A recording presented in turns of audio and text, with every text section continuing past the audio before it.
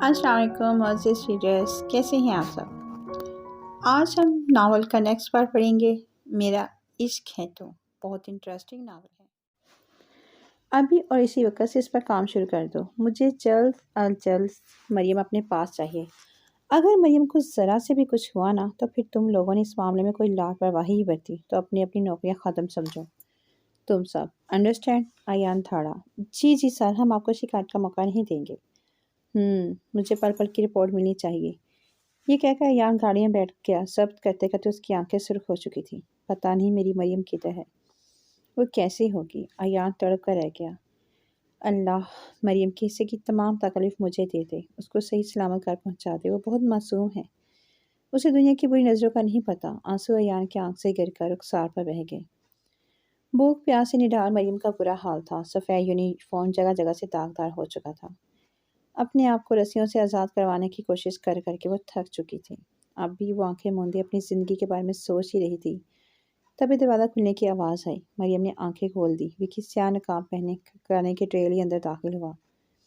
लो खा लो खाना, मरियम के सामने रखते हुए बोला। मुझे नहीं खाना, मुझे अपने घर जाना है। जाने दो प्लीज़, मेरी मम्मा परेशान हो रही होगी।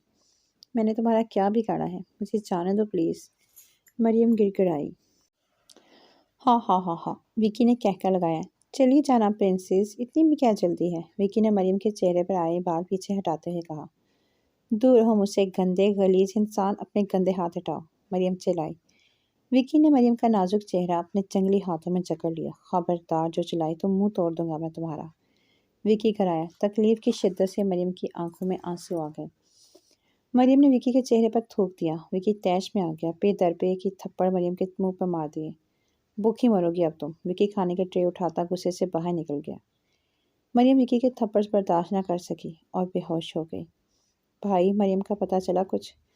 हादिया ने बाइक को अंदर आते देखा तो जल्दी से पूछा। नहीं छोटी, कुछ पता नहीं चल रहा, पर मैंने पुलिस को इन्फॉर्म कर दिया है। मरियम जल्द ही मिल जाएगी। अयान ने बहन को तसल्ली दी। इंशाल्लाह भाई। चाय लाऊं आपके लिए? हाँ ला दो प्लीज़, सर में बहुत दर्द हो रहा है। जी भाई। हादिया ये कहकर किचन में चली गई और अस्मारा जो इन दोनों की बातें छुपकर सुन रही थी विकी को बताने चल दी। हेलो विकी डार्लिंग, अस्मारा बोली। हाँ क्या है, जल्दी बोलो, मैं बिज़ी हूँ। विकी बेजाई से बोला। हाँ अब तो तुम बिज़ी ही होगे ही, अस्मारा मैंने खैर से बोली। शट अप अस्मारा, अगर कोई काम की बात है तो बोलो वरना मैं फ़ोन रख रहा हूँ।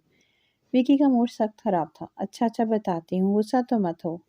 वो बात दरअसल ये है कि अयान ने मरियम को ढूंढने का काम पुलिस को दे दिया है। वो कभी भी तुम तक पहुँच सकते हैं, इसलिए जल्द अज जल्द अपना काम ख़त्म करो और कुछ दिनों के लिए मुल्क से बाहर चले जाओ। अस्माना ने विकी को तफसील से आगाह किया। ओके करता हूँ कुछ, तुम फिक्र मत करो। इतनी जल्दी पुलिस मुझ तक नहीं पहुँच सकती। मैं आ जाऊँ मरियम से अपने बदले लेने? अस्माना ने खुश होते हुए पूछा। नहीं नहीं, तुम्हें आने की ज़रूरत नहीं है, हम किसी मुश्किल में भी पड़ सकते हैं। ओके ठीक है, अस्माना ने बेदिली से कहा और फ़ोन बंद कर दिया। बड़ी मम्मा थोड़ा सा तो खा लें, आपने कल से कुछ नहीं खाया। अलीना कब से इनको खाना खिलाने की कोशिश कर रही थी, पर वो कुछ भी खाने से इनकारी थी। मैं कैसे खा लूँ, मेरे हलक से कुछ नहीं उतरेगा। पता नहीं मेरी बच्ची मरियम ने कुछ खाया होगा या नहीं। शादिया बेगम ये कहते ही रोने लगी। नुसरत बेगम, मरियम की चाची ने आगे बढ़ के उनको खुद में बेंच लिया। हिम्मत रखें भाभी और दुआ करें बस। अयान करवटें बदल बदल कर थक गया था, पर नींद उसकी आंखों से कोसों दूर थी। उसको मरियम की बहुत शिद्दत से याद आ रही थी। गैलरी खोलकर मरियम की पुरानी तस्वीर देखने लग गया। मरियम मेरी जान, अब आ भी जाओ, और कितना इम्तिहान लोगी मेरा, जानती हो ना मैं तुम्हारे बगैर नहीं रह सकता। आ जाओ प्लीज़। अयान रो दिया। कहते हैं नींद तो सूली पर भी आ जाती है। अयान भी मरियम की तस्वीर देखते देखते सो गया था। फजर की अजान सुनकर वो उठा, वज़ू किया और जाए नमाज बिछाकर अपने रब के हजूर हाजिर देने खड़ा हो गया। नमाज पढ़कर वो नीचे आया। सबको सलाम करके कुर्सी घसीट कर नाश्ते की मेज़ पर बैठ गया। अयान ने अस्मारा को देखा, वो उसको ही देखकर मुस्कुरा रही थी। अयान ने उसको नज़रअंदाज किया और नाश्ता करने लग गया। नाश्ते से फारग होकर वो उठकर जाने ही लगा था कि उसके पापा की आवाज़ आई। अयान मेरे कमरे में आओ, ज़रूरी बात करनी है। ये कहकर वो रुके नहीं, अपने कमरे में चले गए। अयान भी उनके पीछे चल दिया। दरवाज़ा खटखटाकर अंदर दाखिल हुआ। जी पापा, आपने बुलाया था? हाँ बेटो, कुछ बात करनी है, कामरान साहब संजीदगी से बोले। क्या बात है पापा, आप कुछ कुछ परेशान लग रहे हैं, वो बैठते हुए बोला। कामरान सामने गला साफ करते हुए बात का आगाज़ किया। तुम्हारे इस्लामाबाद जाने के बाद तुम्हारे चाचू मेरे पास आए थे। उन्होंने मुझसे तुम्हारे और उस्माना के रिश्ते की बात की। मुझे तो इसमें कोई बुराई नज़र नहीं आई, तो मैंने उनको हाँ बोल दिया। अब तुम ही बताओ कि निकाह कब किया जाए। उन्होंने एक ही सांस में सारी बात कह डाली, जबकि अयान बाप की बात सुनकर झटके से उठ खड़ा हुआ। पापा, ये आप क्या कह रहे हैं? कम से कम एक तो हम मुझसे पूछ तो लेते। मेरी ज़िंदगी का इतना बड़ा फैसला मुझसे पूछे बगैर कर लिया आपने, वो दुख से बोला। मैं बाप हूँ तुम्हारा, मुझे हक है तुम्हारे लिए फैसला करने का। मैं तुमसे बेहतर जानता हूँ तुम्हारा अच्छा बुरा, कामरान साहब गुस्से से बोले। वो बात आपकी बिल्कुल ठीक है पापा, पर सॉरी, मैं उस्माना से शादी नहीं कर सकता, वो ज़ब्त से बोला। क्यों नहीं कर सकते? क्या बुराई है उस बच्ची में? हमारी आंखों के सामने पली बड़ी है, शर्म हया वाली है, और क्या चाहिए हमें?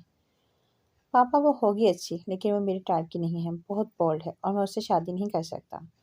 आप चाचू को इनकार कर दीजिए प्लीज़ पापा, वो मिन्नत भरे लहजे में बोला।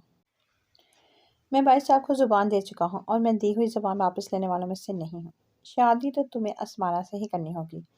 अगर ना की तो मेरा मरा हुआ मुंह देखोगे। अब जाओ, मुझे आराम करना है।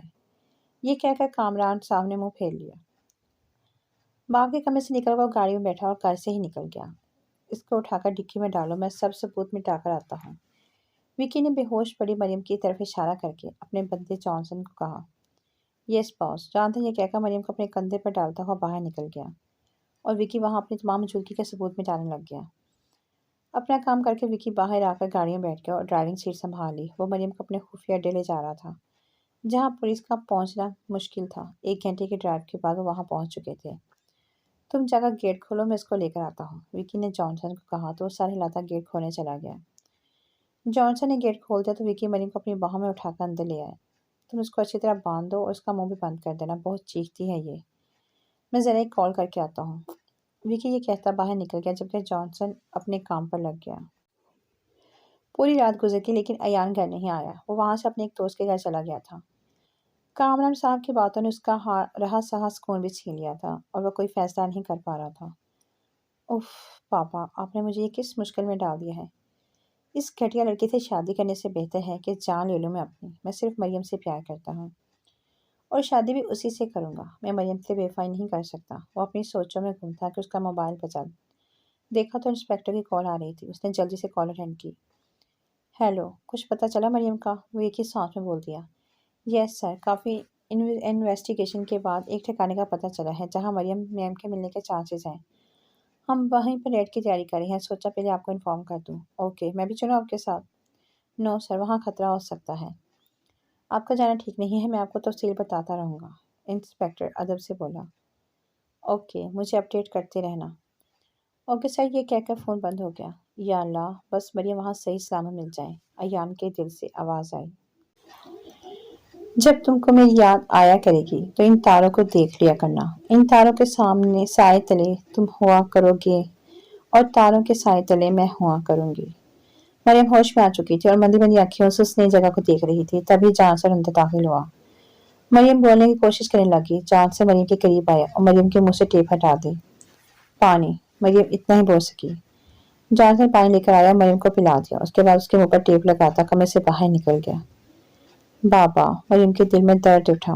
बाबा आकर बचा ले मुझे, वरना मैं मर जाऊंगी। देखिए, अयान भी नहीं आया, मम्मा भी नहीं, सब मुझे भूल गए हैं। लेकिन मुझे पता है कि आप अपनी प्रिंसेस को नहीं भूल सकते। बाबा, मुझे बचा लें, मुझे अपने मजबूत बाजुओं में छुपा लें बाबा प्लीज, वो निठाल से बोली और सिसक सिसक कर रोने लगी। 2 दिन से भूखा रह रहकर उसकी हालत खराब हो रही थी। उसे सांस लेना मुश्किल हो रहा था। मौत उसको अपने बहुत करीब लग रही थी। उसने आंखें मूंद ली।